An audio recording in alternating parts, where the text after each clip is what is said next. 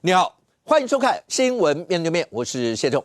来看为你介绍今天要请到的特别来宾，左边第一位立法委员林慧成，五哥好，大家好；资深媒体人姚慧珍，大家好；政学教授范志平老师，大家好；右边为你邀请到桃园市议员林涛，五哥好，大家好；桃园市议员备少将俞北辰将军，大家好；资深媒体人康仁俊，大家好。好，那好，你觉得国内的选战还有多久？你如果算时间的话，现在是5月，到了5月中左右呢，算一算，因为今年是11月28，大概6个月多一点，6个月多一点，这个时间不等人，然后一路下去，你看到很多地方选战慢慢就位，但是对国民党来讲，彰化、宜兰、嘉义市，当然嘉义市是白银蓝白合配出来的，新北是不是打成了一个麻花牌？那这整个来看的话，对于蓝营来讲，要怎么样突破这些？尤其彰化蓝营还没有就定位。当然，对绿营来讲的话，台北市到目前为止，虽然大家都在传是不是就应该是什么模样了，但目前最起码还没有正式征召。那在台北，一个所谓的蜀汉的问题，会影响到蒋万安在连任上面的连任之路吗？那有人说，那个对蒋万安来讲，这一仗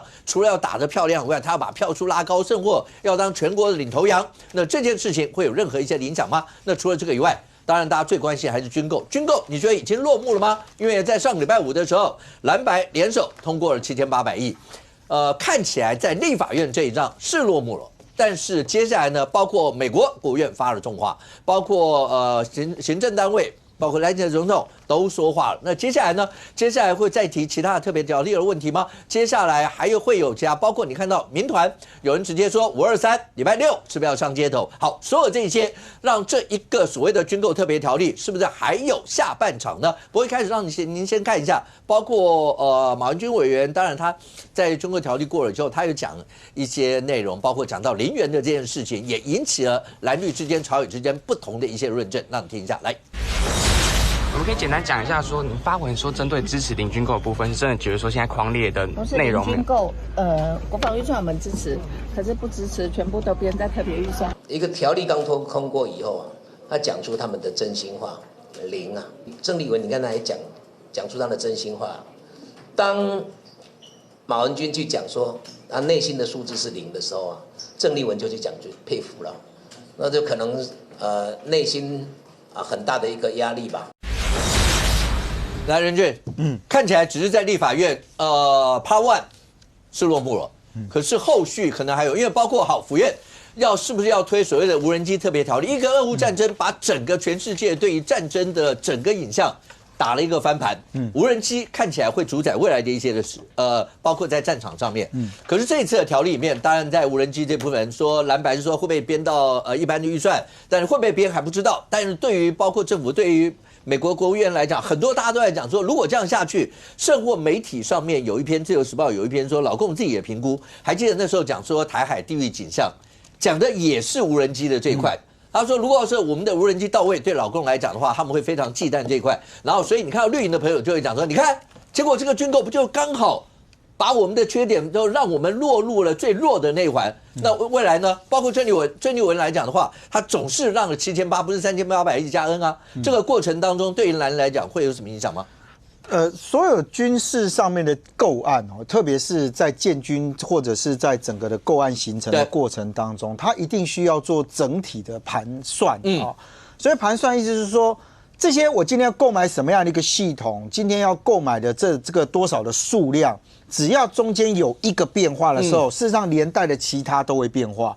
因为我既然要买，就要买一个整体的防御，所以大家在看到当时国防部在告诉大家讲说，这个所谓的建案其实花了1年多的时间，而且为什么称之为8年的原因，是因为这个还规划到了第一个，我有跟美方采购的部分，那8年里面，它每1年能够交给我多少的数量。第二个是，当我在建军这个数量的过程，好，你美方可以跟我说，我今天要买这个100门海马斯，我随便举例了啊，100门的海马斯。那我今天呢，第1年给你10门，第2年给你20门，第3年给你20门的这个状态，那国防部也必须回去算，就是说，那如果对中国来讲，中国他如果今天真的对台湾有任何进犯的这个想法，那他在第1年、第2年、第3年，他的武力的成长会到什么程度？如果我这两边不能取得一个平衡，即使你卖给我，到最后8年的时候，我终于补足了，可是中国有可能在第4年的时候就超过我们。所以所有的建案为什么从一开始的时候都希望它是整体的讨论，而不要把它切开？到目前为止，其实可以先证明的一件事，蓝白在讲说1.25兆是空白授权，1.25兆买什么东西都不知道，这个说法就是胡说八道。不然你怎么去算出那个所谓的8000亿，甚至你怎么算出所谓的7800亿？你又如何说啊？那我知道剩下的这个所谓的4000多亿的这个4500亿的部分，我们是跟国内采购，那表示1.25兆原先里面的规划里面就有清楚的告诉你，我每一个大概要花多少钱。可是为了做一个政治上面的操作，你看我们那个数字从民众党第一趴先喊4000亿嘛。他讲的是3200加800啊，800我还送给你，让你有点空间，这是民众党。后来的民众党版本已经没人在乎了，因为第一时间大家就知道民众党那个就乱搞嘛我把数量跟金额都写在里面，结果只要任何一个发价出来的跟上面不同，你这个案子永远不能成功。所以民众党那个根本一个闹剧。好，那回到国民党，国民党有多少版本过？从一开始什么徐小新的8000亿、8100亿，然后呢到这个卢秀燕的8000亿，或者他觉得要9000亿，还有包含侯友宜说他觉得可能1.25兆是比较适合，还有林涛啊，还有林涛的版本9000亿，还有9000亿的版本，对不对？是。然后党团的版本有什么呢？3800亿加 N，再来是郑丽文的3000亿。你几百个版本啊，突然一瞬间，最后定案的叫做7800亿。那我就问前面那一大段时间在干嘛？这就回到了无人机为什么现在对大家来讲高度的他给予关注，这也就是为什么台中不敢挡嘛。全台湾无人机产业里面40家全在台中，做什么？做机体，做马达，做控制元件组，另外还做了一个通讯整合的这些东西。可这些东西不是我们自己我讲一个最简单的，你无人机要到战场实际上运用，你也需要跟其他国家做很多很多的协调。我知道美方其实有一些的这个所谓的无人机软体的专家，这一段时间都有来台湾，也有一些的拜会，希望透过这一个让我们的无人机不是只是在那边飞啦，飞无人机不是太大的问题啦，重点是我如何在战场上可以做运用。还有另外一件事情是，它更现实的是什么？是因为我们现在都在讲要飞鸿供应链。以目前台湾来讲，我们当然有一些的这个所谓的准备包括我刚刚提到一些控制元件或者什么，可是我们现在有一些比较关键的东西，也必须依赖跟国外在一起。那我们如果就自主在商业的运用部分，其实不会太难。无人机台湾的都已经卖到乌克兰去了。可是重点是来自我刚刚讲末端的那一个通讯控制的整合里面，我需要排除所谓的飞鸿之外，我的民间的厂商，我需不需要一个研发的能量？你今天告诉厂商说，你就先去走嘛，将军你们没事干，你们那个工厂放着，你们就去搞。你知道他要花多少钱吗？那去年的总预算到目前为止还没有审过OK， 今年的总预算在什么时候？在8月份开始的时候，各部会要会诊。所以如果最快是什么？在今年8月份的时候，这一些所谓的4000多亿的部分要放到今年要编列的总预算，就明年的总预算里面去。按照现在的状况啊，连今年的总预算都还不知道哪里什么时候会过的时候，你说今天要各部门再来我刚刚提到，我今天跟将军买100门的火炮，我今天跟林涛兄买100门的海马斯，结果现在将军这边扣了50门，我也要跟林涛协调啊。我看他能不能帮我补足这些，不行的话，我要跟慧珍请他问一下，那你那个可不可以补足我这个？还有我的需求。慧珍只有台积电，他没有。那他有护国山寨，那更重要，因为他是我金钱的来源。不，这些东西他都需要做一个的整合。好，那我们就回到刚刚那一段了。7800亿的部分，他再给你签每一张单，我再进来，你都不敢知道说他有没有办法是按照这个如期给因为本来国民党的说法也很可爱，林涛兄在这边，国民党最早的说法是什么？发价书来我们就给，记不记得？他们用的字眼叫发价书来我们就给，我们就买，到后面变什么？发价书来我们就审，那一审下去，我没有反对审啊，但我的意思说。这一年的时间，大家就看到光一个预算的上限在什么地方可以搞3、4、5个月。你接下来每一个你今天跟国内讲说，不好意思，你等我一下，美国的那边先敲定，我们搞完了之后，你们再来这边跟我编。我就问啊，我讲2年内没办法把这个东西补起来，我觉得我还已经够放宽了，你知道吗？所以这整体上面回来说，好，今天国民党更可爱，说什么哇，因为受到美国的压力，还有人哽咽。来这一套，啊，你们要不要明白讲？就是说，干脆就为了郑丽文，他干脆就换一个跟美国见面。因为如果你今天不把这一块给放，那你今天美国可能对于成绩，不要说你要跟卢秀燕比啊，你可能连黄国昌都比不上。但问题是，如果今天美国的压力真的有变成这样，那前面国民党为什么要花那么多的时间，各自去演一场戏？什么8000、9000，然后4000多，然后搞到最后一瞬之间。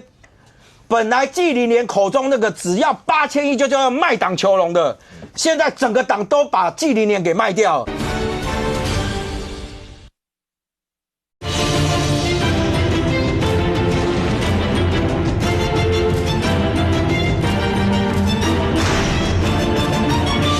只要8000亿就叫做卖党求荣的。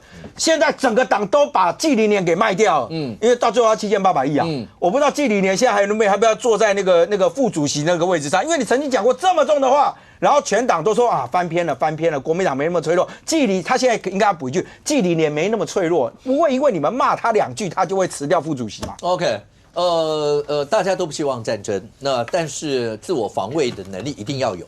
战争的形态一直在多变，各位一定听过，最早的时候，那个飞机跟飞机之间，飞机只当侦察。那第一次空战是2架飞机在空中，有人拿手枪，嘣的一个把对方干掉，那是第一次空战。然后接下来一路到现在，发展到了无人机，然后无人机本来是侦察。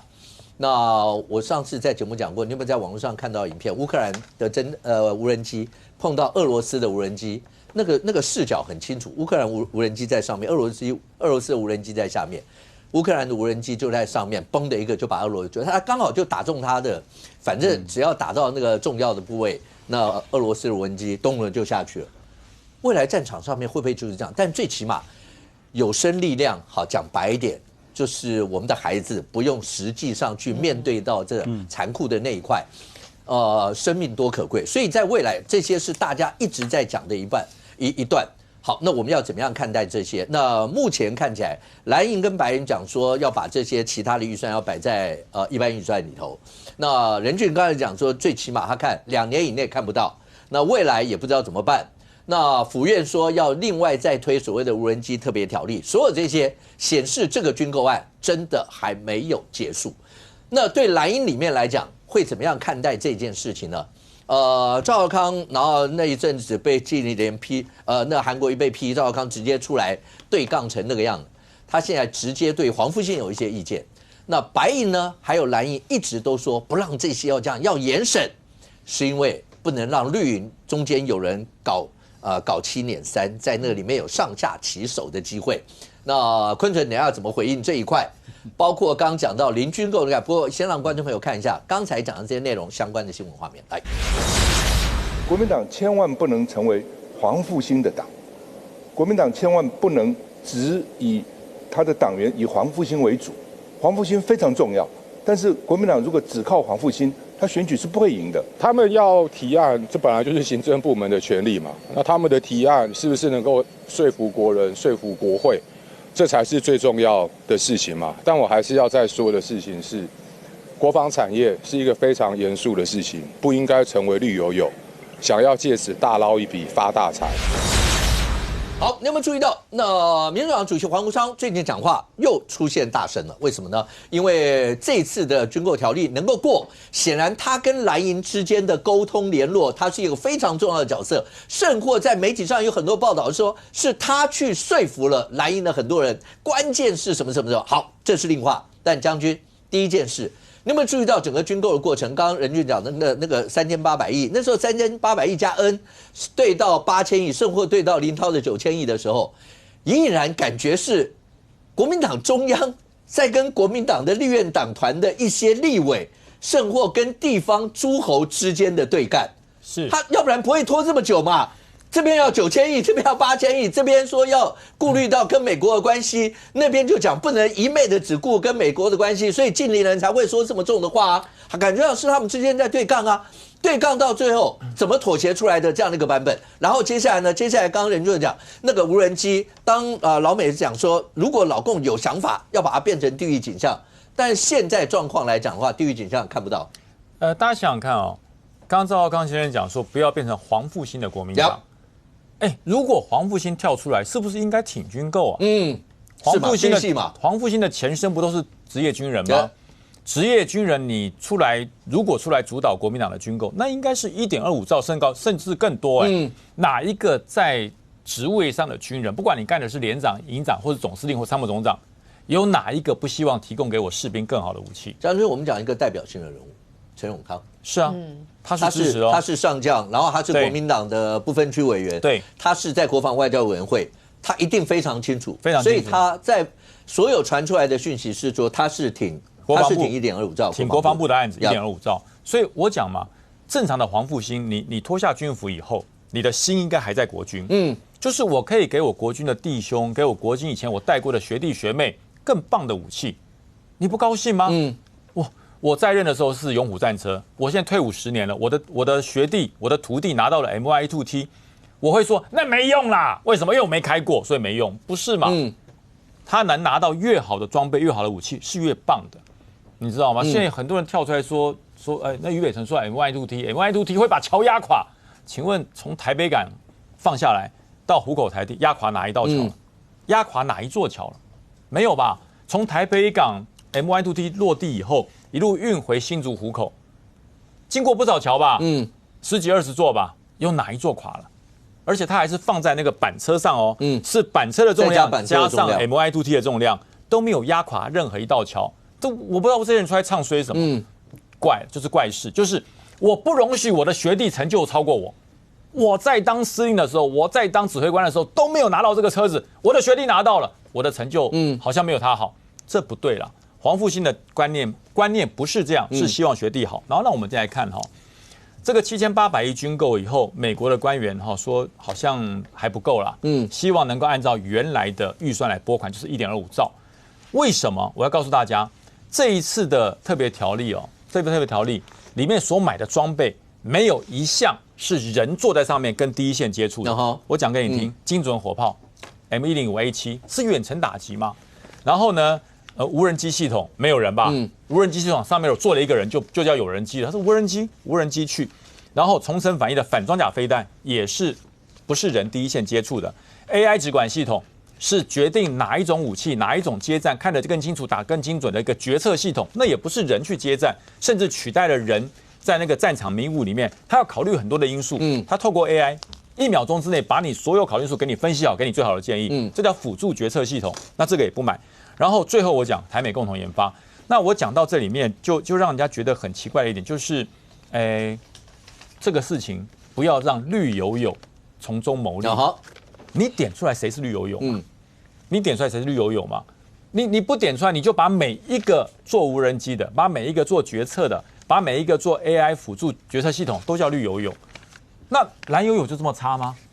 那白油油就这么烂吗？将军他们蓝营跟白营很多朋友，我不知道林涛等一下会不会听，因为听过很多他们讲的意思是说，以前呢有没有那个就是是茶叶行还是什么，然后还有就那种什么小店儿，为什么都可以去包下一个国防的什么什么工程，还有资讯的一些工程，你看这不就是这个样子吗？所以一定要严审。所以呢，他们现在讲一直告诉你的说，重点是在严审，不是在挡国防。他一直讲的方式都是这样。严审是后端呢，就是你现在是特别条例现在连预算都还没有进入，现在审叫特别条例，连预算都没进入，然后你就说因为会有后端的弊端，所以我前面的这个特别条例都不过，这不很怪吗？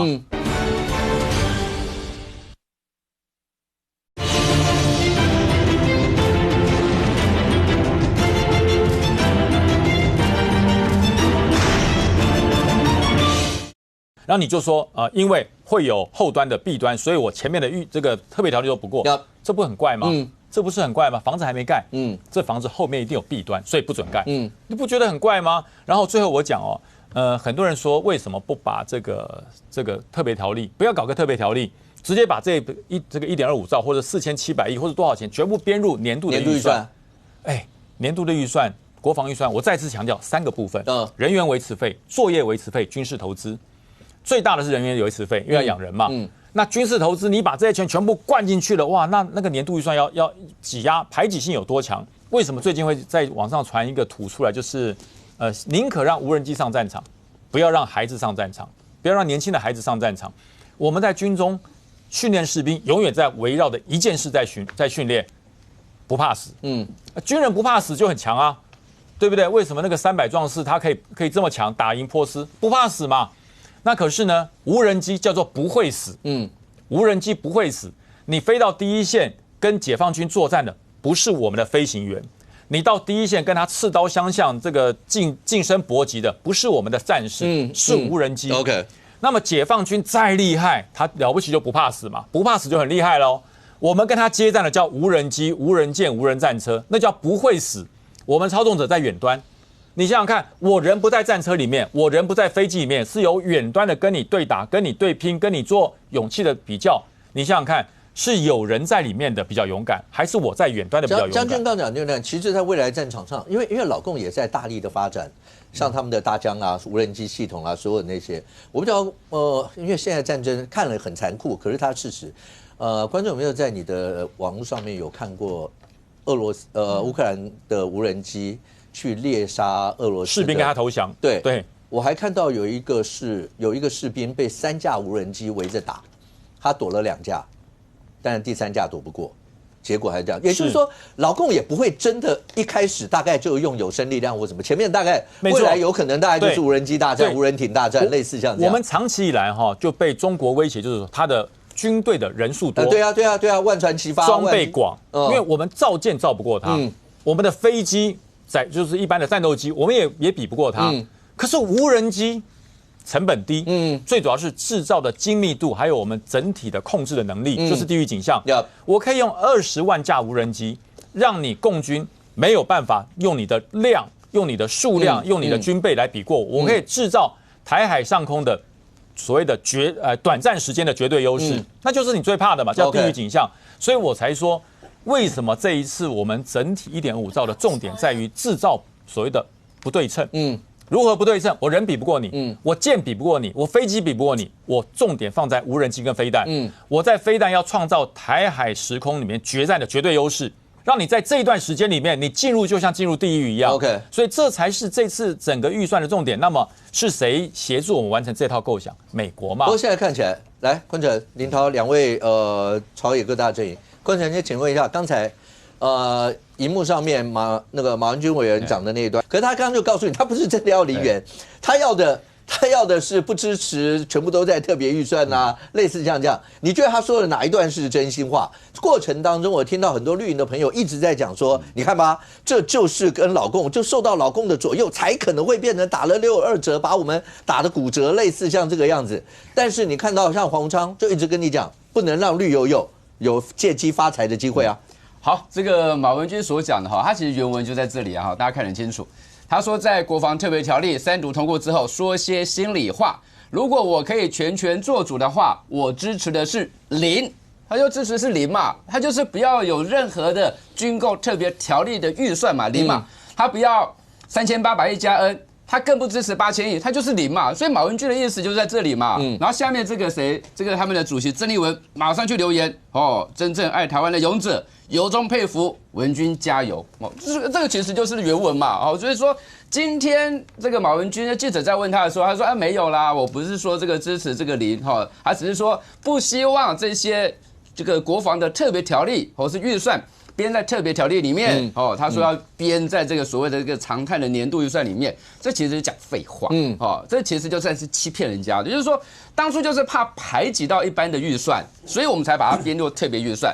如果我们把它编入这个常态的这个国防预算嘛，你想想看，这个1.25兆每年是1500亿，那每年1500亿把它编进去的话，第一个你会排挤到国防预算，刚才将军有讲到嘛，我说其他军种的预算，第二个你会排挤到其他的这个民生、教育、社会、卫福等等这些预算嘛，因为国家的饼就是有限嘛，所以为什么不用这个常态的这个国防的预算编入特别预算？原因在这边嘛，这其实大家都讲得很清楚嘛。所以今天马文君所讲就是说，哎呦，我不是说支持0军购，我是希望把它编入这个常态的年度预算里面，这就是骗人嘛。那请问一下马文君，今年度的这个总预算，去年就应该审的，那请问一下过了没？没有啊，你自己担任这一个国民党在国防委员会的召委，请问一下你排了几次今年度的这个总预算的审查？0没有，只要是你马文君当召委的时候，你就是排考察或者排专报，你从来没有一次排过有关国防部这个国防委员会的所有的年度的预算，那这个应该去年就要通过啦。那去年没有审，弄到今年，现在5月了，今年年都已经要过一半了。就是你这个年度预算还没有审，那你就讲说，哎呀，我们希望把它编入年度预算，那你就是不审嘛，你不审，然后你也不编那你希望这个军购特别预算是0。讲清楚嘛，不要说记者问你的时候，你就转个弯还是一样，你就是不支持军购嘛，你就是不支持军购。那刚才提到这个将军有提到说，那现在这个买这个我们这次这个军购特别条例，其实它的精神就是在不对称作战。那不对称作战呢，那其实现在有3块嘛，一个是属于军购部分，就是他们现在通过7800亿嘛，好，那现在就是委制的部分。被删掉了，好，大概2500亿，然后商购的部分大概1000亿也被删掉了。那讲到这一个委制的部分的话，最主要就是无人机。这个不是只有说这个民间的这些国防的产业，这也包含中科院中科院的我们委制，希望拜托中科院来做的这个飞弹也被删掉了嘛。然后呢，这个我们希望说这个委制的这个无人机大概有20万台，20万台就是希望说能够制造说在台湾海峡的这种地域景象，就是未来在台湾海峡地线作战的是这些无人机这个攻击性无人机，或是说自杀型的无人艇，都是用这些无人机无人艇嘛。那所以呢，就网友才会讲啊，如果是支持国民党的话，是孩子上战场，因为就是人去打嘛，因为你的无人机、无人艇，你预算被删掉了嘛，所以你支持国民党的话，是未来是我们的孩子上战场。但是你如果是支持这次民进党所提出的这个军购特别条例的话，是无人机上战场，差别就在这里嘛。我是希望说让这个在野党能够知道，就是说这一次他们删掉这些预算，其实对我们来讲很重要，不是只有美国的发价书这些才重要，而且我还要再拜托一下，海马士这个多管火箭系统，它的这个第一批的这一个，我们要跟人家，我们之前是授权给人家，你要给人家经费啊，要付钱吗？5月30号就要给钱了，5月30号钱没有给钱的话，那这一批的这一个海马士就没有了嘛。那你为了要买，至少要多拖1年，而且经费还会再涨。那我跟你说，那该怎么办？那其实在这种体制之下，也只有几种做法嘛。第一个，在编有关无人机、无人艇的这个特别条例但是我认为国民党不会支持，在野党不会支持，因为他已经删掉你这个特别条例了，他再让你过，不是很奇怪吗？对，他们就很奇怪，他们所以他也不会。第二个就是说，是不是用追加预算的方式？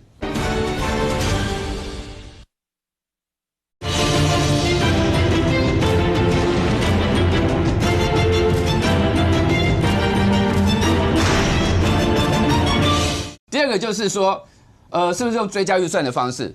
好，因为今年度的预算还在审对，还在审。今年度的总预算如果通过之后，才有办法用追加预算的方式来处理嘛。好，那追加预算的方式，那就是像国民党所讲的嘛，我们用这个编入这个常态性的预算里面。好，那看国民党要不要去支持？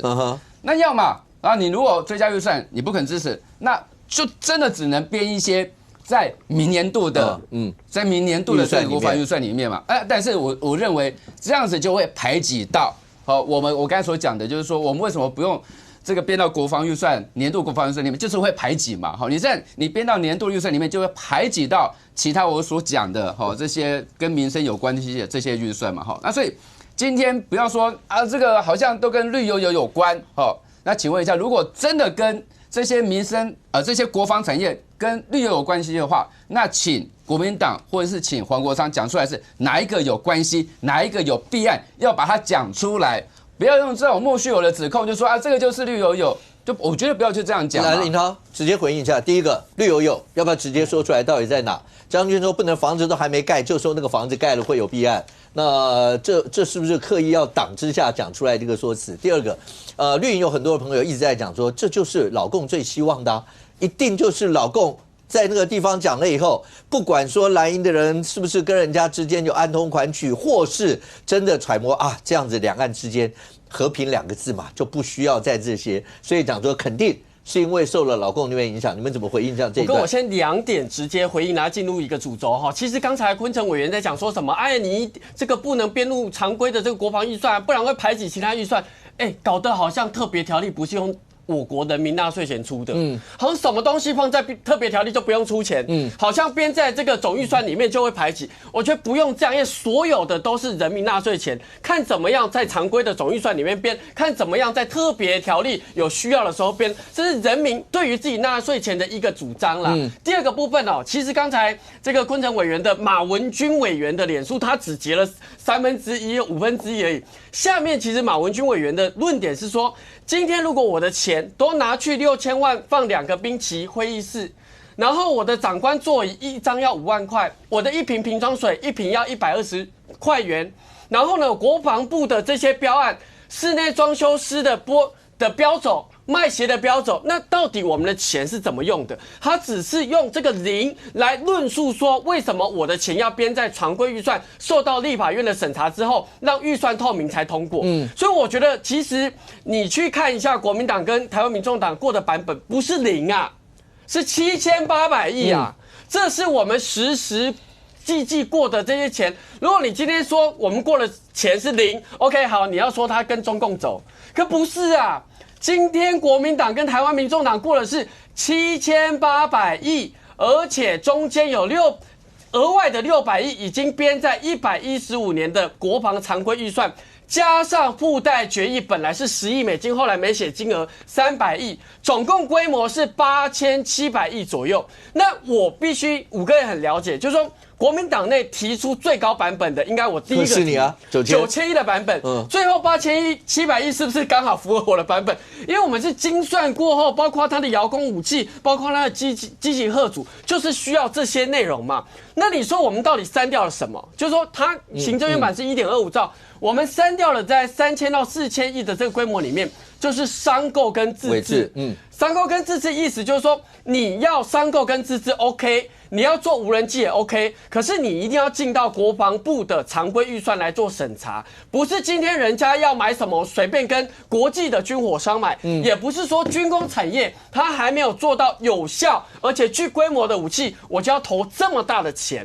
所以我觉得回过头来讲一件事情哦，那个民进党的朋友都会以为哦，国民党到最后会提3800亿的版本，就是说啊，我看笑你，看你都不做台湾的国防，做中华民族国防，可是我们最终提的规模是8700亿的这个规模，前民这样没办法讲，他一直到上礼拜5的下午哦，大概傍晚的时候，国防部才说哇，这会有5大缺失，会有漏洞，然后呢会讲说哇，我无人机产业链怎么办？我现在没办法跟上。可是各位好朋友，这个钱里面包含无人机的产业链里面哦。他这个特别条例是8年呐，8年呐，你的意思是说今年没有过，然后就爆掉了吗？不是啊，这本来条例就8年嘛。所以如果国民党跟台湾民众从头到尾没有反对无人机的产业链，如果你要发展无人机的产业链也很好，我们有效我们就投多一点，规模多一点。可是拜托，每一年的常规预算还有它的时间是可以编进去的。所以我觉得人民都看得很清楚。那最后我要补充一点哦，其实今年大家讲的好像只有国防特别条例预算，没有，台湾的国防今年是1兆，加上额外的特别条例7800亿。加上这一个刚才1兆里面的600亿，再加上附带决议，其实我觉得国民党跟民众党已经对台湾人民表达很重要的意见，就是我们绝对支持中华民国的国防。将军要很接受。我先简单讲，第一个，国防预算没有1兆，好，而且还在审查当中。9000多亿了，差不多啦。不是，这国防预算不是说9000多亿，就不是什么差不多，也不是9000多亿。9000多亿，你这个都把海巡所都把它加进来了，那不能够这样随便加吧，好不好？海巡归海巡，国防归国防，不要把它加起来，然后9000多又变1兆。海巡国防化也是相信。好，那第二个我也不知道，徐小新他说讲的600亿是从哪里来的，其实我也不知道哈，因为这个是徐小新他自己讲的。第三个，特别预算。立法院一样可以做审查，好，不是说你变成特别预算之后，整个就放空了，好，那立法院就不能做审查。那慧珍，这整件事情已经到今天这样好，第一个。国民党就一直跟人讲说，不要再抹红了，不要再讲说这个，他们是刚林他也特别讲一句话，这是精算过的一些，然后所以才会是这样，然后包括其他的要不要在一般的年度预算啊这些，不要讲说是老共的地方，就算张荣恭前几天刚好也到了大陆去跟王沪宁谈了1中，谈两岸非国一国的关系，但是再怎么样，那就是正常交流之下，不要多想这样的一些事情，这件事情。我们的国防预算跟老共再讲白一点，亲美亲中之间，这也是国民党亲美亲中的另外一场战事吗？是应该这样讲哦。其实，国民党自己内部当时多数的，包括像我们知道那个赖士葆，还有柯志恩，他们都讲啊，在这个之前的第3次、第几次的时候，他们自己党团协商的时候，明明是支持8000亿的人比较多啊。是啊。那为什么我就觉得很奇怪？既然从头到尾都是支持8000亿的比较多，那你国民党你党中央为什么要阻止你们自己的党的立法委员来体现民意呢？多份民调也讲，台湾的民调是超过70%。而且连友台做出来的也都是这么高的，大家就认为买武器保护自己啊，不然呢，这个有什么不对？所以在这个情况之下，到底我觉得国民党自己内部为什么你们会有一个3800亿，甚至在郑丽文在表决的前一天还丢出一个3000亿的版本，对不对？那你说我们给你贴什么抹红？不是我们给你抹红，是你们自己抹的，怎么可能？台湾多数民意就是要8000亿，就是要1.25兆，结果你们的党主席硬要说出一个3000亿，所以我觉得这个东西是你们自己一直往那边走。再来通过了一个7800亿之后，结果你们的副主席张荣恭去5月11号跟这个王沪宁碰面。那呢，就讲了2件事。第一件事情是反对台独，然后怎么基于9·2共识的情况之下，两岸一起要进行更多的交流。第二件事情，两岸的关系不是国与国的关系啊。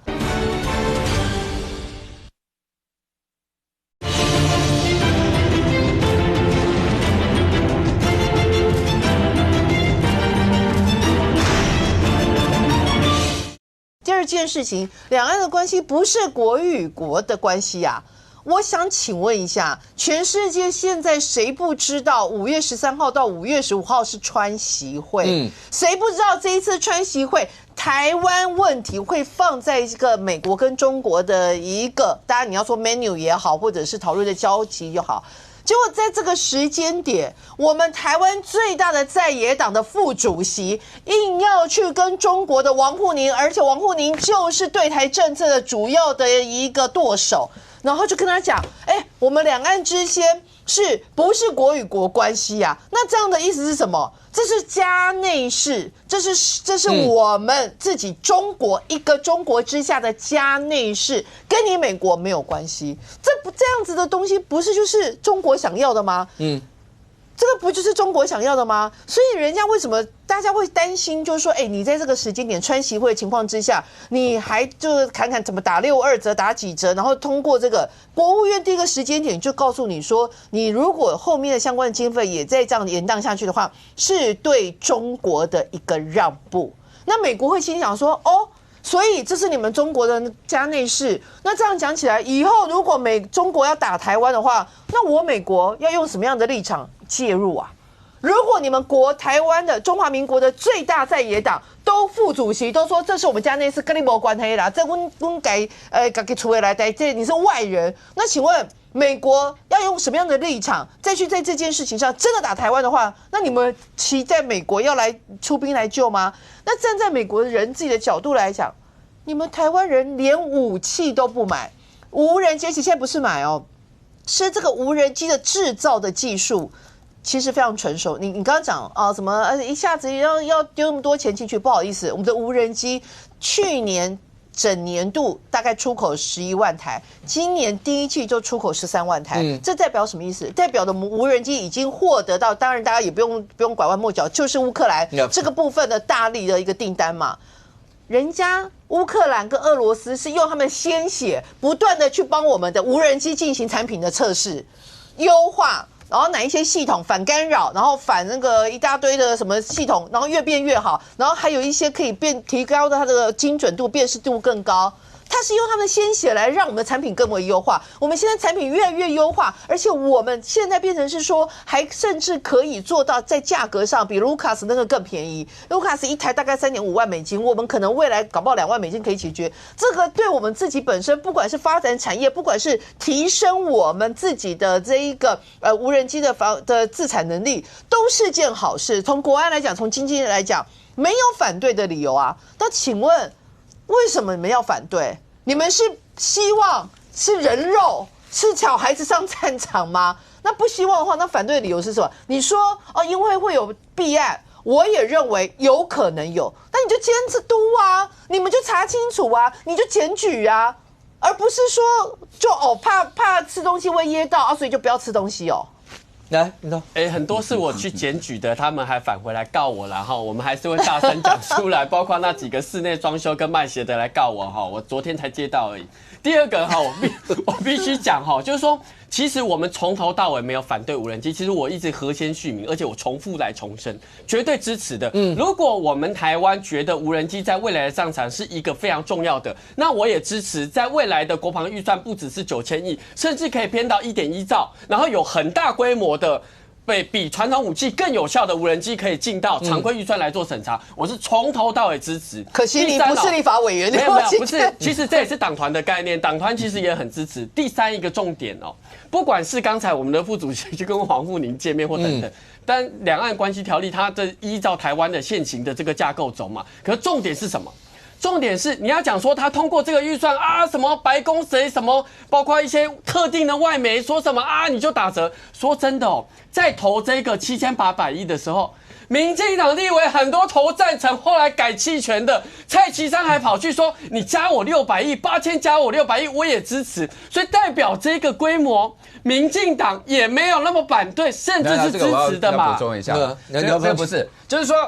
我们是希望军购是1.25兆，但最后通过了7800亿，我们当然不支持啊，但是我们也不能去反对嘛，但你们有人要毕竟所以只能弃权，对啊，就是只能弃权嘛，就是这样子嘛。那第二个就是说，我们还是希望说，接下来的被你们删掉的4700亿能够补回来嘛。我觉得这个还是接下来民进党政府所要做的，因为。这件事情就摆明的很清楚嘛，我们的确是需要这些装备。你今天只有军购的部分，你没有委制的部分，你没有商购部分的话，这个未来打仗的时候，你没有商购部分，刚刚将军讲的那些这个感知系统，你就算你有海马式，其实你也没有办法发挥到这么好的一个效力在嘛。那我还是希望就是说，未来这些预算。在野党一定都能够监督得到，不会说你今天是特别预算的，你就监督不到，又不可能嘛。范老师，好，这中间牵扯到还有一个，因为刚刚来宾也有提到13号到15号川习会，那到底会谈成什么样，大家也不知道，会不会摆在桌上面，然后大家再画 paragraph， 你也不知道。那虽然你说有雷根6项保证有什么什么这些，但是川普你知道生意人，你怎么知道他会是怎么想？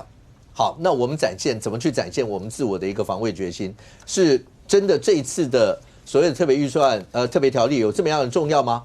这中间一个牵扯到川习会，另外一个也有讲说，这个包括国民党最后通过这样的一些的预算，这个条例用7800亿，跟郑丽文要不要到美国去，要不要见到什么人有关系？我就讲你要到美国要见什么样的人，那跟我们的国防军购这些理论上不应该会扯上这样的关系啊，但是。是真的会有这样一些关系吗？刚刚讲说，如果打仗，难道真的什么什么？但是现在就是有人告诉你，不用打仗啊，和平有没有听过这两个字会写吧？和平，对你承認你是中國人就有和平啦，然後也不需要有軍購，不需要有這些，何必呢？大家一定要搞成這樣。當這樣的一些的說法或是氛圍在慢慢蔓延的時候，你覺得我們該怎麼辦？這位講這句話就是這位歐桂芝老師啦，北一女的國文老師，他大概是目前台灣跟黃義中齊名的最受知名的高中老師那當然他們兩個其實算是學姐學妹了，學姐學弟啊，學妹，都是政大畢業的我也是那他強調說，這個承認台灣人就是中國人，一毛軍購也不用花，講的是很斬釘截鐵啊。然後台灣人就是中國人，他是在一個日月談天的節目，這個節目是中國央視的節目。日月談天，日月潭嘛，什麼意思？就台灣嘛，對，台灣的阿里山日月潭嘛，然後加個天嘛，叫日月談天。這個節目是專門針對台灣問題的，就跟央視的這個什麼海峽兩岸是一樣，只是它是比較柔性的啦。那我是真的覺得，如果照歐老師這樣講的話，那從1949年蔣介石來台灣，到1988年蔣經國去世，當時39年，国民政府当时是说我们就是一个堂堂正正的中国人啊。我们以前那个联络部、作业部不是后都有一个做个活泼的好学生，做个堂堂正正的中国人。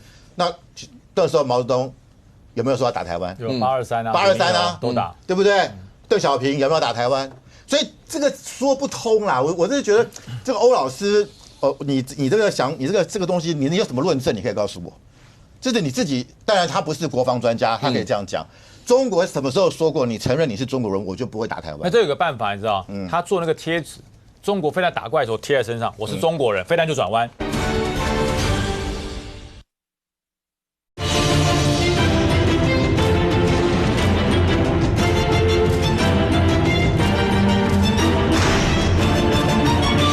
他做那个贴纸，中国飞弹打过来的时候贴在身上，我是中国人，飞弹就转弯。对，这太胡扯了，真的。没有，这个郑丽文有讲过哦。郑丽文最近受访是说，中国的对台动武是针对台独哦。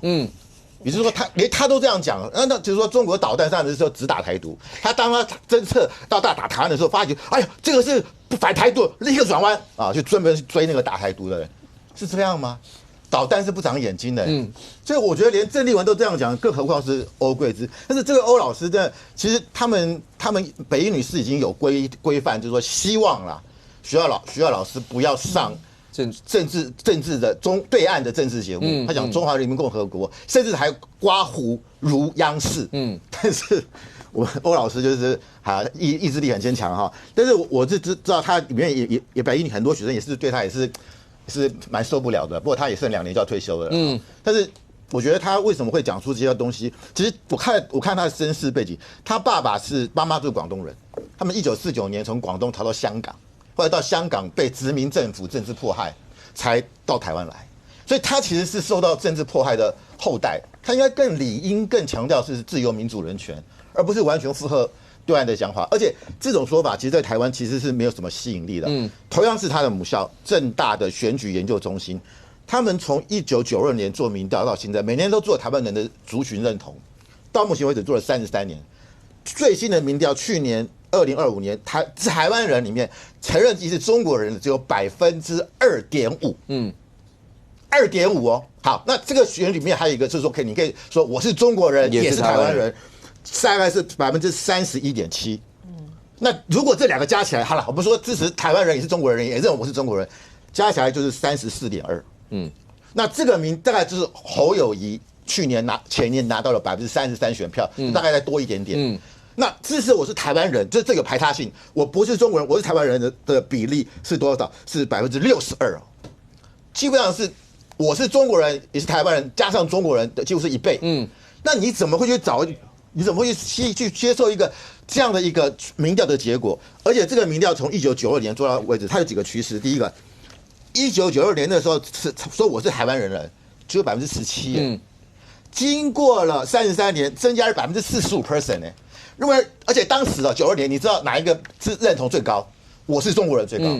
那时候蒋经国刚去世，我是中国人的比例从25.3%呢，最高。然后到现在剩下2.5%，然后我是台湾人也是中国人，当时是比较中性，也有30%，当时来讲也有将近是它的比例也是蛮高的，后来也就下降了。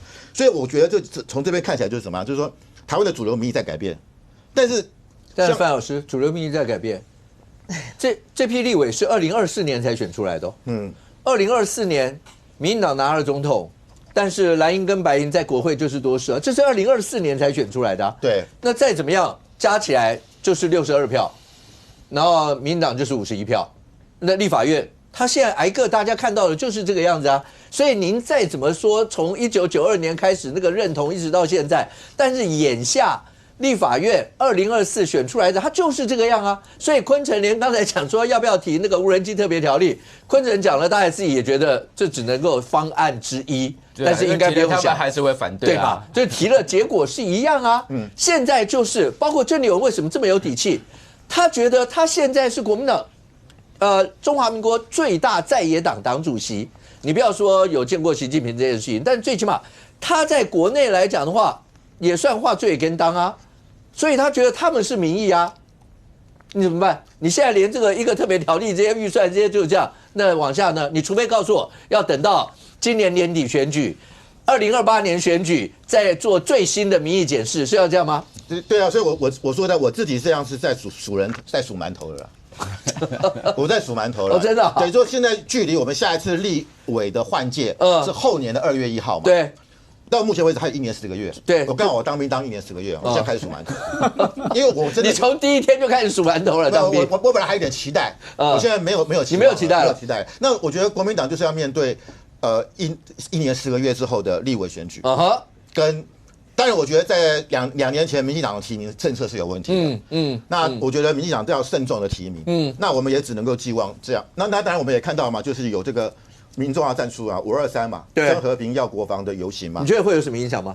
我觉得当然会有影响，因为我觉得大家看到的是根据中央研究院的社会研究所的民调，这中央研究院应该算中立单位嘛，他今年3月的民调，69.5%的民众认为要跟美国买武器哦，69.5%，70%哦，不认为的只有37%哦，那为什么？因为从1949年几十年来。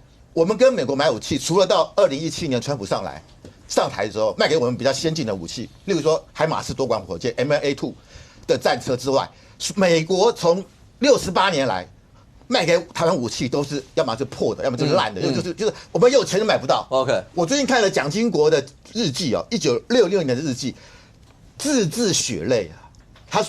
他每天写日记，他老爸每天看，蒋介石每天看，买武器买不到，被美国人打压。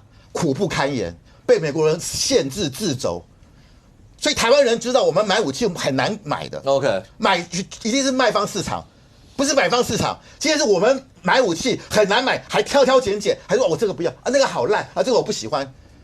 这是完全跟台湾人的想象是背逆的嘛？因为几十年、68年来，我们这个经验而且我们台湾不只是卖方市场，我们也全世界只有一个国家敢卖武器给我们，就台湾嘛，美国就美国啦，就美国，我气疯了，你看，就美国嘛，别的国家不敢卖给我们嘛，美国为什么敢卖？他有办法跟中国对抗嘛？所以这点是大家就觉得说，你国民党说是监督，为什么大家不能够接受？背离我们过去的想象嘛。再来。无人机，我要讲无人机这个事情是一个整个战略上的逆转哦。就过去我们讲无人机就好玩啊，遥控飞机啊，雷虎，大家觉得那是玩具嘛。俄乌战争是整个扭转了这个概念。为什么？我们过去我们会觉得我们打不了中共，为什么？他人多啊，他国防预算高啊，他飞机大炮多啊。可是现在无人机一改变，完全逆转了嘛。就像我们台湾几十年来，我们不会做汽车，我们不会做引擎，韩国比我们厉害。但是现在有了电动车就不用引擎了嘛，我们自己就可以做啦，不用汽油引擎，不用柴油引擎啦，就整个颠倒的人，这个颠倒我们的想象所以这个无人机是我们台湾现在是最炙手可热。刚刚林涛说我们没有在挡无人机啊，今天股市大涨186点，达到41000多点，军工股全部跌。你告诉我，你国民党，你说我们没有影响吗？你去跟这些无人机的厂商讲。股市是最诚实的嘛，所以你看，今天台中有57家无人机相关产业哦。你江启臣，你怎么面对这些业者？好，那范老师刚刚讲，像台中讲无人机产业，所有这些，就每一个这些，他这些会不会都到最后在选战的时候，就大家拿来做直接最近的一些检验？慧珍会不会？现在好，除了这个以外，罗明才委员说要发1万块，对，不是发钱，老百姓当然不会，可是只是连赖世宝委员都说，不是啦，发要有个民意啊，不是想发钱谁不要？你说我要给你钱，你要不要？你当然要，只是那个钱这样发下来，为什么连赖世宝委员都说要有民意才那样？大家再谨慎看一下。好，但这表示什么？第一个，如果这样，因为年底是县市首长选举，2028又是立委选举，刚范老师说数馒头，总统、立委。然后现在看起来，这些刚才讲这些都会到最后，在今年年底就是开始做检视了吗？包括彰化，国民党现在看起来，彰化、嘉义跟宜兰，甚或新北，是不是真的对他们都没有这么稳？我跟你讲哦，为什么这一次国民党包括林涛一些比较年轻世代，徐巧芯这些年轻世代的，会在这个军购的立场上，对8000亿这个部分是比较勇于表态。那包括赖世宝啊，要选举的人都知道，因为他们知道民意就是这样。不要跟民意作对，因为他们要选举啊。对啊，跟民意作对都是谁？不用选举的、都就找把狼戏呀。所以呢，你就知道，就是说要选举的人都知道，当你这个军购案这件事情的话，人民是会愤怒的。然后再来，其实现在台股整的经济表现是不错的。然后呢，那这个当然也是因为说这个美中的对峙情况之下，我们受惠于非红供应链的一个移转，所以然后人家相信我们，所以比如说你说像现在无人机这件事情，日本也是跟我们开始要进行更紧密的合作，因为大疆不敢用了，他们不敢再去跟买大疆的中国的大疆，因为中国也不爽再把这个无人机，所以过去这一段时间，日本是不管是民用的还是其他的，有90%都是跟中国买，那现在发现中国也不行再跟他们买了，所以他们就开始跟台湾这边关系更紧密嘛。那你说这些人民每天看股市，那今天涨跌跌啊，本来就是觉得不错，我们这个跟美国对了然后形成一个不管是民主的同盟，或者是晶片的一个大家一个同样都是受惠的状况。然后大家就会觉得现在都很稳定啊，经济也表现都很好啊。那难道在这个时间点，你硬是要去跟中国走在一起？你硬要跟国民党，然后去跟中国这个部分，好像在晶片上，在其他方面上，你硬要走一条这个不一样的道路。假设我们台湾真的就是说，那你现在跟中国的关系，感觉上让美国觉得有一点忧心忡忡的情况之下，会不会你有一天？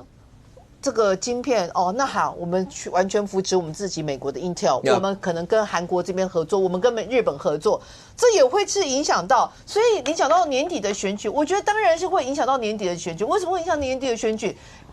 钞票，人民的钞票，当然如果股市开始崩跌了，人民的钞票有感，就是觉得说，不对啊，好好的，你为什么突然之间，你要去跟中国变得那么紧密，导致美国对我们这边又开始不信任的情况之下的话，那你弄我的钞票，我就用我的选票来反制你啊！那还有一件事情，刚范老师讲了很久，超过100%的那个民调，我在讲要反对是24.7，对吧？对，赞同是69.5。好，对，分享哈， OK， 那就好没有不赞同，这个一定要播出去，一定要播出去。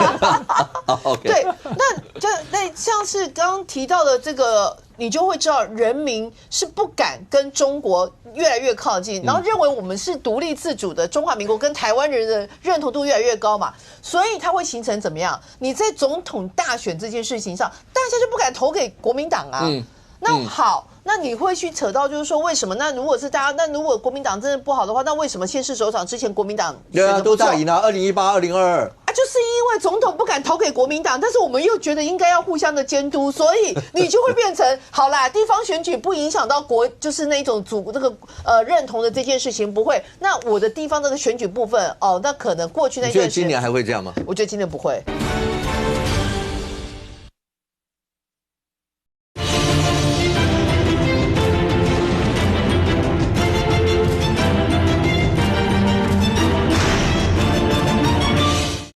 好啦，地方选举不影响到就是那种认同的这件事情不会。那我的地方这个选举部分那可能过去那段时间，你觉得今年还会这样吗？我觉得今年不会。为什么？因为现在总共3个县市嘛，嘉义、彰化、宜兰。那好，嘉义的部分，那你不用说。那个陈志汉啊，哇！我现在知道无知是勇者无知的人最勇这个黄敏，他点名黄敏惠吗？对啊，黄敏惠是从那个陈志汉看一下，黄敏惠是从1998年选举选市长、选立委没有输过。当16年的嘉义市长，中间当然有隔过了。你说我市长当完变选立委选完又当市长，市长选完又立委，只有他可以这样他在地，不是他需要国民党，是国民党需要黄敏惠。结果像这样子的一个在地方形同妈祖婆的人，你竟然敢直接骂他，没有尽力啊，没有帮我们张琪凯选啊，你们还要蓝白合吗？你们这样子的话，那这样子，那你要这个跟你，天哪，竟然敢对妈祖婆这个指手画脚，结果人家发现这几天张启才干嘛？努力的去剖出他跟黄敏惠同台，对，而且他一直讲说，那黄敏惠有多尽力的帮他，然后跟议员之间或什么的一直在讲这个。对他，因为你拜托你得罪了地方的妈祖婆，你到底还要我吧？那搞不好心里想说，你这个那个陈志汉，你是民进党派来的吧？怎么会？对不对？你要拜托人家，你应该是要和颜悦色，然后拜托回啦哈。我们这个地方，而且我们齐凯是空降啦，谁都不认识啦，妈祖婆搞传喽啦，你应该是这样子嘛？怎么会这样趾高气扬的说？好，那你们这样子，等下还有蓝白合吗？所以后来他们今天就有人用一句话形容他。哇，这种就是对于地方势力的认知激近于零啊，才敢做出这样的事情啊。所以你就说哦，所以那个陈志汉哦，无知是勇者哦，这个最勇敢，讲出这样子的话。那再来，你说其他地方，宜兰，你那个吴宗宪，他某一种程度也算空降啊，他也不是说在林国璋，我是访问过他的，人家林国璋从20年前，他们就希望林国璋出来选，林国璋说不要，但是他自己是宜兰人，那他本来在台北这边当律师，对，后来他就觉得说好，那他就回故乡。他在故乡是深耕20年哎，他深耕到什么地步？他深耕到他去地方大学里面当老师，然后去告诫那一些这个去上课，因为地方大学很多上课都是阿公阿嬷嘛。我跟你讲哦，迄逐天跟你问的吼，跟你请安问好，那种诈骗集团你唔通哦，就是还用那种就是告诉他要怎么样去防范诈骗，人家是20年磨一剑。然后呢，出来这个难得会，你看大家地方很多不同派系，他的林国璋一出来，地方派系没有声音。你知道这一次林国璋是没有要出来的，到最后你知道是谁劝进他成功的吗？是赖清德。那为什么劝告他成功？因为林国璋他一直不出来的原因，是因为他说我家人不是很希望我走政治这条路。那第二个，他要花很多，因为小孩子以前还小嘛。结果后来赖总统一句话说服他，赖总统跟他说。我跟你说哦，你从政哦，你的家人不一定会去，就是因此而影响到你家庭生活。像我啊，我选上总统啊，我回家啊，全家人都睡着了，就太太，他真的他在我专访这样讲的。然后我还问林国璋就是问我们那个林律师说，你讲真的还讲？他说真的，他说赖总统亲口告诉他，我当选总统那一天，我回家，我太太其实已经睡着了。然后你出门的时候，家里的人都还没起来。然后他用这个来告诉他说，你从政是你个人的事情，你家人其实是不一定会影响的。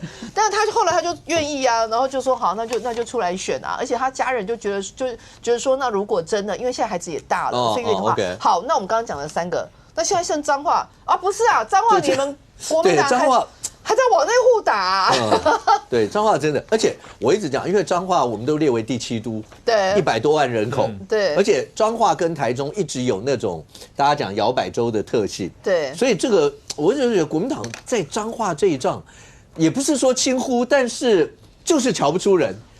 家里的啦，什么这个派系之间啦，看起来真的很麻烦。而且其实人家那个姐弟之争，人家姐姐显然已经是就是舍我其谁了。那虽然连他们的谢家的大家长，就即使是说不支持的情况之下，姐姐还是硬干。那如果姐姐硬干，如果人家姐姐有这个实力，你国民党站在党的角度来讲，谁能帮我打下天下就好，你管他是姐姐还弟弟，你是不是其实你就是应该要就是做个决定？因为今天你看到那个民调，那民进党是陈树岳嘛？对，陈树岳不管对到好啦，你说是魏平正，或是对到蔡壁如，连蔡壁如都摆进去，蔡壁如的还比那个魏平正高。对，蔡壁如大概19吧，然后魏平正大概14吧，魏平正14.4。对，你说这对国民党来讲到底要怎么样看待？因为年底的选战不可讳言，打完的胜负。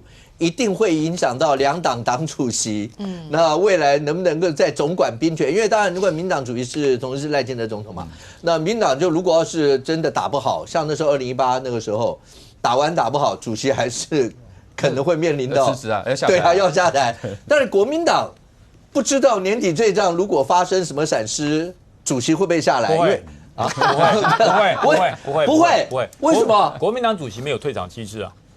前面几个都脸皮薄才下，他们也是人家那个就觉得该走，负政治责任，对啊，他们要负政治责任，那个也不是退场机制，你不下一点办法都没有。我光以彰化这一局哦，真的是超级跟我认知的政治选举不一样。能选的，对啊，你不提他，那个谢依凤能选啊，谢依凤从美国回来就认识他了。对，你如果谢依凤真的出来选，家里会把他扫地出门，断绝关系吗？不会啦，还是会挺啊。然后第二个呢，那个想选的气势不够，魏平正，你连蔡壁如都输，你连蔡壁如都输。第二个呢，就是点他出来选，他不要选刘和然，所以你看怪不怪？能选的不给选，然后呢，想选的气势不够。然后你点他出来哈，那你来选，人家不要。那可是你以为只有这样吗？还有还有柯成芳，还有洪荣章。对，整个这个在彰化想选县长的人，一桌麻将还有一个人候补因为超5个人将军，你有没有看到我们那个荧幕上那个字？上公那天有讲，他说国民党党中央对彰化持乐观的态度。当然乐观啊，除了乐观除了不乐观他还能怎么样？就你们随便啦，你们5个人，反正你就搞一个人出来啦，对不对？搞一个人出来。所以，但是呢，你已经把这一团所谓的谢依凤这么多，谢依凤从美国回来，他不是要选立委而已，我知道，他就是要拼县长。他从美国念完博士回台湾来以后，他的一个目标就是要让大家认识我，所以我选立委。立委，你看。其实谢依凤在立法院没有很躁进没有很尖锐他就是要布局，他要拿中间所有最大值的那个票了，他就是要选彰化县的县长。可是现在他觉得他准备好了，要出来拼了。国民党不提他原因是什么？不是说你很差，不是说你没有实力，是你家人不挺你。你不觉得这是一个最驴的说法吗？彰化这一仗要打成这样，但是任俊，蓝白合看起来，那除了嘉义现在是示范区嘛，因为是。挺了白银的那个旗凯，但是也不知道为什么陈智菡要冒那一句话出来，那蓝营的人也不知道该怎么办。但是对于这一次，包括从军购一路看下来，白银在未来蓝白合这一仗，林涛一定心里在想，我们到底是要跟黄国昌谈，还是跟柯文哲谈？跟黄国昌谈会不会比较好一点？跟柯文哲，因为旁边的谋士太多，重女将太多，林涛曾经。那一年有过经验嘛？藏狼派，对，会不会这样？翻译。看起来从军购这件事情看起来，黄国昌对于白银来讲，有媒体上面直接写到说，柯文哲时代过去了，现在就是黄国昌。你们没看到那黄国昌花了多大精力，还去说服国民党这些？但对于这次选战，刚讲到白银在这里面到底会扮演什么样的角色？其实黄国昌没有花很多心力去说服国民党。他只要对象对口只有一个，就叫郑丽文，而且郑丽文看起来跟黄国昌互动很好那郑丽文很早就已经排除掉柯文哲，而且他跟柯文哲跟黄国昌的说法是一模一样的大家还记得当时在蓝白要见面的时候，大家去问那个柯文哲的角色嘛？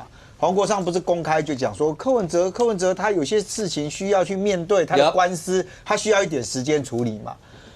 郑丽文那一天不是讲说他不需要跟民众党每一个人都对不对？都不需要怎么推心置腹，不用每一个都来。为什么？因为人家问那柯文哲柯文哲也有他的官司要处理。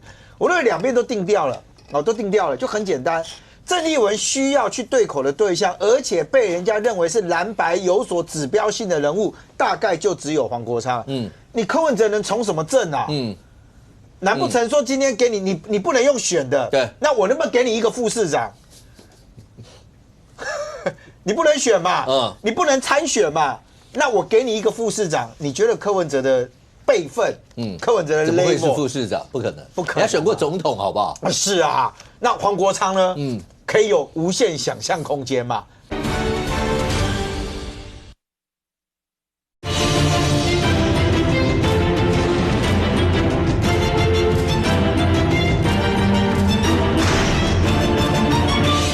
那黄国昌呢？可以有无限想象空间嘛？对啊，个人说不愿意，对不对？但是老实讲，个人不愿意是一件事啊。政治人物讲个人不愿意，通常到最后都会接受的很多啊。反正大环境所趋嘛啊。所以你说对国民党跟民众党来讲，两个党有一个很特别的一件事情，就是党中央都喜欢把地方的选举搞到烂掉。这个到目前为止，其实白银也是啊，蓝银也是啊。白银是嘉义，白银也是这样啊。然后人家今天已经谈好合作了，张启凯好不容易努力的争取到一个出现，今天旁边一个老实讲，那个人都不知道是干嘛的，你知道吗？就一个党团的主任可以人很好，你们那个谁也不帮忙，这干你个什么事啊？你知不知道你这一句话下来，张启凯要花多大的努力去强调一下？没有，黑的跟我没关系，不是呢，黑的您全党不分区呢，工作也不分区呢，也不分职务呢，虽然挂党团主任，但下面拢会使管呢，上知天文下知地理，下面你拢木呢。不然，民众党喜欢搞这个，更不要讲他地方议员选举了，什么演员今天桃园不能选，然后说哦，他打算再换区，不然大家也觉得莫名其妙嘛，就说奇怪，你们是什么人，什么地方都能去，每个都比照黄国昌的概念哦，台北也需要他，新北也需要他，桃园需要他，台中需要他，彰化嘉义通通都需要黄国昌，不然你变成全党就这样搞。国民党也是一个很可爱的政党啊！我刚刚不小心坐在这边，因为开路前我坐在这边偷听，你知道，偷听这个林涛跟这个将军两个人在对话，他们在谈论什么？在谈论桃园地方事务啊。讲到这边就可以了，讲得很深哈。不是，地方是这样，要选举的人，对，地方最清楚啦，他到底是出来喊的。还是他真的有实力，还是他真的有努力，还是他今天这个东西只是一个讲法？其实地方上最清楚。您刚提到那几个区域哦，就是国民党党中央，你什么立场去跟他讲说，我对那个选情很乐观？我不懂你乐观的点啊，因为大家对那个地方是非常不乐观的。这不乐观的概念来自于是因为地方有人想选。而且被你党中央搞到那3个想选的决定坐在一起，大家坐得很贴近，我们3个可以一起来 PK。然后你党中央说我不管，管你的，管你们3个人怎么想，我就硬要弄一个，结果那一个现在大家不支持，没关系，我们再弄一个。不然你弄这些干嘛？林涛兄这2位都在国民党内嘛？请问国民党什么时候干涉地方选举事务干涉成这样？如果你说都没有人要选，也就算了嘛。通常只要有人要选啊，我跟你讲啊，那个被order的立刻退啊。我举个最简单的例子啊，当年桃园啊，朱立伦在搞那个党主席的时候，跟吴敦义就搞那个什么不分区立委，不分区立委也是2年条款。林涛兄应该记得很清楚，2年条款干嘛呢？到选举的时候啊，你这些不分区的立刻给我辞职去选举，对，选县市长。桃园就出现一个嘛，吴志阳嘛。吴志阳不退嘛，因为他是立委啊，他不退啊。那为什么他不退？因为吴志阳说什么？不是了，我现在是立委，当然是这样讲没错。可是现在地方有人想选啊，那就给他选啊。为什么我一定要自己下去？不是地方他就很清楚的知道。所以我就讲啊，郑丽文他有真正在乎，就是说这个县市首长席次吗？我讲实话，还没开选的时候你就知道国民党调席次了嘛。嘉义就先调了嘛。你都已经让给张启凯了啊，你席次县少一。对了。对不对？你其实但还好，可以说那是蓝白合，都算在泛蓝白之间的那个。是啦，反正你们2个党也不一样。那干脆蓝绿合，那不就全打了？不是，那如果是这样，全中华民国都领导哎嘛。不是，可是这样，林涛，这3个应该都是对你们来讲，蓝白合虽然是那个民众党张凯，但是也是国民党应该要划这个盘。那接下来看这几个选区，大家都觉得这些选区来讲的话，是不是真的有这样的一些的风险？刚才这个仁俊哥，我们刚才跟将军谈了很多桃园市地方事务，我们非常关心桃园的发展嘛，哈。那涉及事务不对。那可是呢，其实针对这3个县市，我觉得啦，很多的蓝营的支持者确实会有焦虑，特别是我先讲在彰化的部分，那个新竹也当中说全民调3-7制，那也给你3-7制，那你彰化。你要全民调，要3-7制也都可以。那现在一个最强的谢依凤，你不提名，然后让谢依凤每一天在那边，对，他每天对着镜头喊呢。对，那我觉得我准备好了，为什么要问我家人呢？什么？对，谢依凤这么走中间路线，这么优秀，经济学博士，然后已经 ready， 然后他的民调是最高。那我当然知道萧景田惨北他很辛苦，他调和顶赖的功力很强。那可是重点是党中央有不同的想法嘛，所以我觉得这件事情真的已经拖到大概5月部分了。我觉得地方会有点焦虑啊，再这样下去，就是选战策略真的不是那么好打。第二个呢，这个嘉义市的部分，我是觉得啦。我真的不知道陈志汉是代表谁啦。今天要协调一个2个政党的县市首长的策略，要不是从黄国昌主席来跟比如说郑丽文主席，或是跟这个黄敏惠市长，因为看咱够嘛，那大家知道勇妈黄敏惠她是蓝绿白通通都服务的做得很好啊。那你今天去拜托，你要拜托人家帮你，应该说，让我们创造一些机会或活动，让勇妈跟那个张启凯委员一起同台，那我们一起拉台，这就很好了吗？怎么会是有一个立法院的党团的主任出来说，你为什么都不帮我们？你是背后要做什么样的交换？什么皇下王上？那请问国民党的在地支持者要支持你吗？我讲白了嘛，所以为什么张启凯现在在收拾陈志汉的烂摊子？每一天在 po 跟勇妈的合照，这就是你出的包嘛？那你哪一次不出包？你6点协议不是在柯主席旁边？然后你李珍秀，你不是党团主任帮他写稿的那个？这次又张启凯委员，到底要几次嘛？不是我的意思是说，蓝白现在气氛正好，然后呢，我们也很支持张启凯委员。那你到底在干嘛？我不知道我的时候，那你应该要呼吁白的要处理一下陈志汉啊，他才是你们蓝白之间的这个没有。所以讲到第3个县市宜兰，你看蓝白不是很气氛很好吗？那个陈婉慧委员也说，那我们支持吴宗宪委员在宜兰走新的路，推新的政，那就好了嘛。所以我觉得回过头来啊。彰化赶快提名，然后蓝白，除了某一些人的意见之外呢，基本上是没问题的。不过现在看起来，来坤城，不是只有这3个县市哦，其他地方好，譬如我们讲最大，所有人必争之地新北，新北这一块看起来是快打成，几乎是个麻花，就是五五波，还剩下6个月。说实话，这6个月可能会定生死。新北谁拿下来，2028几乎江山拿了一半的感觉了，很重要。台北，大家讲说蒋万安绝对有优势，包括施政上了，包括各方面。但是从一个蜀换一直到现在，那看起来，因为民党当然好了，还没有确定征召，但就应该就是沈伯洋啦。看起来所有这些对于在台北这一局，因为一个蜀换，让沈伯洋也看到一线曙光吗？好，我先讲一下那个彰化哈，因为彰化的确蛮有趣的啦哈，因为我看今天他们这个党部主委萧景田的说法啦哈，他要说这个用征召的方式考量的是这个候选人未来性，而非现阶段的状况。哦，那所以说现在就算知名度不够，以后也可以努力。未来性是啊，所以至少他讲这句话就是排除了谢依凤。对啊，就是未来是谁我不知道啊，是刘荷兰是谁我不知道，就是排除了谢依凤嘛。你知道吗？其实彰化人哈在当地哈是很迷信有一个传统，什么？就是呢，民进党做1届，国民党做2届。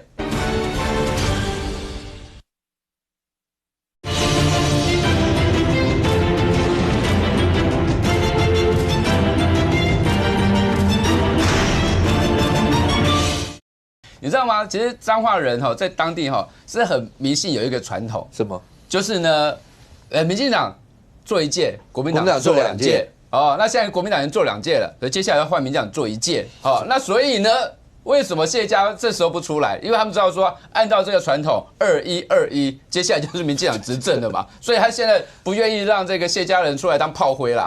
他其实是这个爱惜这个谢依凤的羽毛啦，不希望他出来当炮灰啦。我想这大概谢家的这个父女情深是这样子啦。好，那转到这个双北来哈，至少。在我新北的部分，我认为目前真的是五五波，这五五波。那五五波就是说，因为其实我们的侨会其实就很早就确定了嘛，那所以他可以很快就去跑。那所以除了自己的本命区之外，树林哥，那他这个29区都在跑。我自己的选区3重，我很多的活动，不要说大活动，有时候一些中小型的活动我都看到他来，我就想说哇，那还好我有来，不然人家看到这一个市长候选人有来，在地我没有来，哇，那就不好意思了。他真的跑得很勤，好，那李世川就是我认为他的起手式其实我觉得有问题啦，就是说，因为大家觉得说他好像年纪比较大，或者是说跟这个年轻人的这些族群比较没有这个连在一起，然后他刻意想要营造说他跟这个年轻族群好像有搭在一起那种感觉，但是我认为他好几次。不论是他的小编，或者是说他们在这一个脸书或Twitter上面的一些事件，我觉得弄起来就觉得说，真的他好像李世川就是跟年轻的族群有一段距离了哈。这个跟年纪没有关系，我觉得跟年纪没有关系，我觉得是他本身心态一些问题。那再加上说，他们家族在这个小琉球的他弟弟的一些事情，他自己这个土地处分的事情，一直都没有处理好了。那所以说。这期间变成说，好像李四川他在地方上面的，不论地方上面的整合，或是说在这一个打空战这方面的，我认为都没有乔慧走得好。OK 但是有一点隐忧啦，就是还是侯友宜。侯友宜就是说他什么时候全力出手？对，有时候全力出手，因为他毕竟他还是现任的市长，他还是有这个地方的支持度。他选完总统回到地方之后，其实支持度有提高。那所以未来就是说看侯友宜怎么出手然后呢怎么帮助李四川，我觉得这可能是未来新北市一个选战一个变化的一个地方。那台北就像五哥讲的，就是说这未来应该是沈伯洋提名的机会，征召机会相当大了。好，那大概只有99.9%。所以你其实你看说现在铺马博洋他其实在很多地方人设开始做一些改变了就是说比如说跟家里的一些互动，或是说跟年轻族群的一些互动，然后在讲话这方面呢，尽量也朝这个中间来朝这个中间来做发展。你真的觉得蜀汉这件事情很严重吗？对于蒋万安真的会造成困扰吗？蜀汉今天连中正纪念堂老鼠都跑出来了所以就是说蜀汉严不严重？严重。那你说他担不担心蜀汉造成他的影响？我觉得也担心。那所以他才会说这个全市的12区的做清消，从中山区开始。对，那有点发生作用了嘛？你看这个南西百货那边也是老鼠，应该是吃老鼠药，扑通掉下来然后这个样子这个应该是吃了老鼠药的关系，很严重啦。这个不是说老鼠，我认为都有但是如果现在大家来看，这个老鼠很多但是是检视蒋万安他的城市的治理能力，我觉得这个是重要的啦。就是说，因为刚开始蒋万安还把这个责任就推给中央就是说这个你们环境部也要第一个这个 SOP 出来嘛然后告诉我们这个老鼠要怎么投要怎么样放。但其实这个东西就是城市的市长必须要去做处理的，所以你不要把这个事情又推给中央好像要这个中央怎么做。我看那时候不论是他们蒋万安或是他们的局长讲话，都是言必称中央，好像中央怎么做还是怎么做。市民会觉得说这个是小事情，但是呢，它跟我们平常周遭的生活都有关系。但是你如果连这个跟我们平常周遭的生活都有关系的事情你都做不好的话，那他就是怀疑你的城市治理能力啦。我觉得就蜀汉来讲，质疑的蒋万安就是这一点。那其实蒋万安他自己也知道嘛，所以他必须要把这件事情先做一个处理，大动作先出来了我12区开始做清消了。然后未来如果发生什么样的事情我毕竟我已经做过努力了，要把这件老鼠这件事情，他要赶快做个结束不然最近一直讲到蒋万安就老鼠，讲到老鼠就蒋万安，他一直没有办法跳脱这个老鼠的这个泥淖里面不过现在看起来，范老师，这整件事情你也听到蓝营很多朋友讲，就是被政治化。就是刻意要把这件事情打成一个政治议题，甚或讲说沈伯洋，这是沈伯洋，你就是要用老鼠的议题当起手式吗？蓝营一直会这样讲。对，但是我是觉得，就是说他犯了几个大错误啦。一开始就是搞什么鼠类侦防师嘛，大家都不知道什么东西那大家以为说帮大家抓老鼠，结果他环保局的局长徐世勋说没有，是教育大家认识老鼠。那你应该叫做什么鼠疫教育师吗？好，或者让大家知道怎么来防止老鼠，怎么来抓老鼠。他不是真的要去抓。然后他们里面一个这个他们一个队长好还出来接受访问嘛。他说这个他说那个老鼠药很苦所以说猫跟狗都不会吃啦。那大家会觉得说你怎么知道老鼠药很苦？你那个班长你自己吃过吗？我相信他应该没有吃过嘛。还是说你养的猫吃过，就往生了，托梦给你，托梦给这个班长说，我喵喵喵那个药好苦他才知道。不然怎么会知道呢？而且你找一个班长来应付媒体，那班长平常收垃圾已经很辛苦了，你怎么会找他来跟媒体来接受访问呢？这很奇怪。然后你这个局长，然后这个徐世勋又被人家踢爆说。他2014年的2018年是当选过台北市议员，对18年之后就没上柯文哲就他当台北市的客家委员会的主委然后后来呢，一直做到2024年，蒋万安上台之后，好让他当环保局长，然后大家才发现这个徐世勋的姐姐就是徐欣怡嘛，就是要选新竹县的国民党的，那是不是这个徐世勋是靠裙带关系而上了这个环保局？那他没有这个专业。那没有专业怎么能够当这么重要的一个局长，然后负责这样的工作？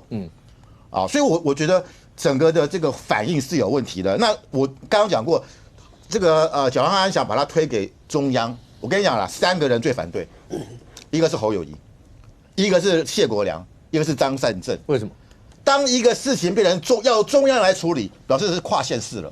例如我们当初新冠肺炎就全国性的嘛，表示鼠患啊，不是只在台北市喽，在基隆也有喽，在桃园也有喽，在新北也有了，才要由中央出来嘛。就后来蒋万安这样一弄，那我们的鼠患难道后来也有人发现哦，新北板桥什么也都有老鼠出现喽？那我问你，侯友宜不愿意嘛？所以他要想把这个东西甩锅给中央，反而是遭到中边国民党执政县市长的反对嘛。所以我觉得但现在这个问题很麻烦是什么？就是说他现在已经变成说大家，因为他的网络声量很高，所以每个人拍到，以前大家拍到就算了，看到老鼠就算了，现在看到就上传，上传点率高，我就可以蹭这个声量嘛。它变成一个全民运动，然后跟你说是认知作战，对，然后那个谁又说要用认知作战来立法，要立法要办人啊！这个李明贤讲的，他又是国民党的市议员嘛，那你在搞什么？你在搞白色恐怖吗？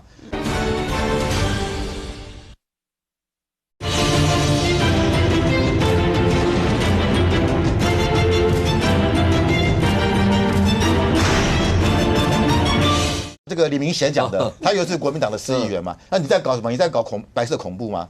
所以大家现在就觉得说，那当然有人说你干脆办一个全台北市抓老鼠运动，啊，抓到的有赏，因为我们那个南部不是抓那个绿鬣蜥吗？一只大只的一大只300块，我们现在可以办一个台北市抓老鼠大只的200块，重赏之下必有勇夫啊！大家去抓老鼠也可以嘛，这也算是一个运动。那看不到就是，假如一开始面对问媒体就闪躲，甚至媒体问他直接上车。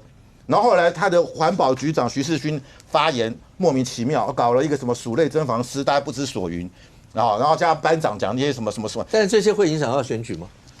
我认为现在当然目前看起来，我认为是有小伤，皮肉之伤，不算是大伤。但是大家不要忘记，这2天媒体已经在报这个新闻了，香港媒体已经在说这个台北的老鼠问题了，警告观光客要小心哦。那你看 BBC 也报道了，那接下来大家担心什么？担心会不会韩国媒体、日本媒体也报道？因为我们讲过，现在这个鼠类的红区就在中山区，那边有宁夏夜市，有这个双城夜市等等，都是韩国跟日本观光客最多的。我常在那边出没嘛，这看到都是观光客。你很年轻啊，不想我散步，老人家散步啦，了解一下市容嘛，都是观光客啊，所以那个就会影响到他们来旅游的意愿嘛。所以这个东西再下去，夏天到了，而且我发觉一件事，我现在很多朋友传影片给我，是他们家里面被入侵。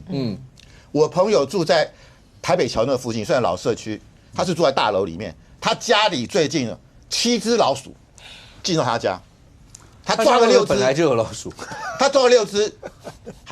他还是我们在我们司法界，我不想孤以其名啊，法界这个大家都认识他抓了，他也知道目前还抓不到。他楼上是个药剂师，药剂师应该算是注意健康卫生。10只老鼠，10只老鼠进到他家，所以然后抓了9只，还有1只管线，还有影片。他因为他们那个上面那位他的邻居有装监视器，就看到老鼠跑过来，跑来跑去，然后眼睛亮亮的，家户都进入了那你现在这多可怕！而且这2位不是说住在1楼，他们是住在大楼里面，但那个大楼可能应该有20-30年了。那这种大楼，台北市很多嘛，所以台北现在就3老嘛，老人多，老房子多，老鼠多。好，然后老人，我们不是其实老人家都比较珍惜物资啦，有的东西可能舍不得丢，那老鼠就来。所以我真的觉得台北市真的像人走鼠来了，因为台北这几年那个人口移出很多嘛，老鼠就进来了。而且我认为这个老鼠很麻烦，什么不怕人啊？不，可是范老师刚刚讲的这些，林涛有没有注意到？这已经被讲到蒋万安的治理能力啦，所有这些，那这些对蒋万安来讲到底该怎么办？对，我跟我很快的回应哦。刚才其实李四川因为他在翠上面的海巡成功，所以现在那个苏巧慧跟不上，然后就开始黑李四川，所以我也是不懂的，因为人家各有经营嘛哈。然后人家蓝白河前面当然有一点波动，但后来也是这个稳健下来哈，这是大家李四川的部分。那讲到这个鼠之乱啊，我跟你讲真的很惊人哦。刚才这个范老师讲到港媒啊，港媒在讲鼠乱啊，你知道是谁出来反驳吗？疾管署署长罗义军说讲的是假的，不是假的，假如他说台湾没有这样的状况，他讲说呢，以现在我们发现的案例跟过去4年的同期，通通都相同。疫情不会升温，民众不用过度恐慌。所以你基本上可以看到，现在不管你是 BBC 还是这个港媒，是罗义军出来反驳了嘞。那蒋万安姑且讲说，这个选战有可能是操作，有可能不是操作，至少蒋万安站在第一线哦，紧急开记者会说，我从中山区开始，我倾销，我展现一个负责任的态度，这才是一个城市该有的。他不会因为要选举就去跟这个议题做一个分离，我觉得非常非常的有这样的魄力哦。再来，我要讲一件很好笑的事情哦。我跟叶我们在谈这一件事情跟选举的关系嘛，哈，你知道吗？上礼拜谈到一个非常猎奇的，就是有一个台北市议员哦，姓许，他讲说呢，老鼠是有它的权利的，它是动物，要保护它的动物。讲到这一种程度，许淑华啦，就网络上开始在讲说，哇，原来老鼠的权益要这样保护，叫做叔本华。这个哲学家今天也讲说许淑华、叔本华，所有台北市的民意代表开始不讲老鼠的事情了。那不讲老鼠的事情，老鼠跑到哪里？现在换成桃园的接力喽。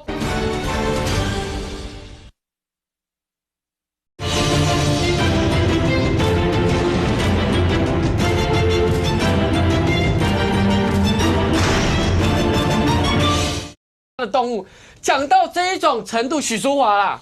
就网络上开始在讲说，哇，原来老鼠的权益要这样保护，叫做叔本华，这个哲学家今天也讲说许淑华、叔本华，所有台北市的民意代表开始不讲老鼠的事情了。那不讲老鼠的事情，老鼠跑到哪里？现在换成桃园的接力喽。开始有桃园要选举的这些民意代表开始在讲说，哇，老鼠现在在桃园出没，开始拍，然后上朝吹上，哇，现在桃园有老鼠，昨天下大雨嘛，老鼠跑出来。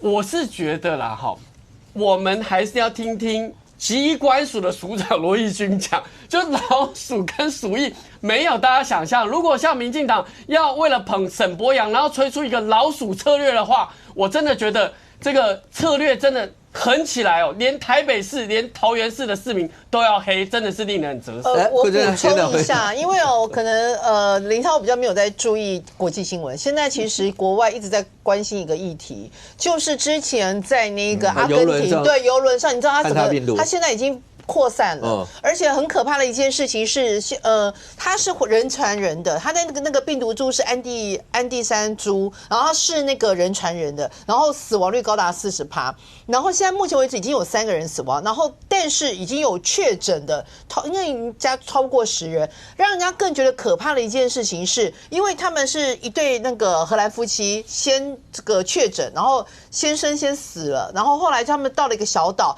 就是太太跟那个先生下飞机，然后下那个游轮，然后再搭船到那个约翰尼斯堡。